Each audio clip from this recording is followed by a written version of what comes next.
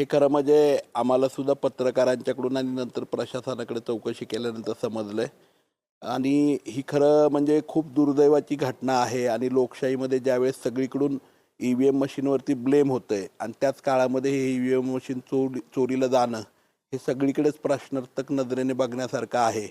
आणि सर्वात महत्त्वाचा विषय याच्यामध्ये हा आहे आणि तो मला वाटतंय आपल्या सगळ्यांना मला निदर्शनास आणून द्यायचं आहे. 15 ऑगस्ट 2023 पासून पुणे जिल्ह्याचे पालकमंत्री चंद्रकांतदादा पाटील असतील, त्यांनाही आणि आदरणीय उपमुख्यमंत्री आणि पालकमंत्री अजितदादा पवार साहेबांनाही मी सातत्याने फॉलोअप घेतोय. प्रशासनाला कलेक्टर साहेबांनी सातत्याने फॉलोअप घेतोय की पुरंदरची प्रशासकीय इमारत, एस.डी. ऑफिस, प्रांत ऑफिस आणि काही त्याच्यातले ऑफिसेस हे पूर्ण आहेत, तुम्ही त्वरेने शिफ्ट करा.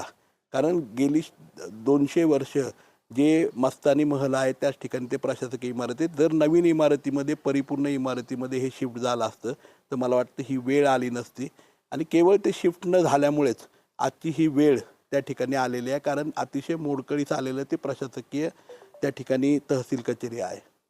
तहसील कचेरीमध्ये जे ईव्हीएम मशीन गेलेलं आहे त्यांनी प्रशासन असं सांगतं की ते प्रशिक्षणासाठीचं ते ईव्हीएम मशीन होतं.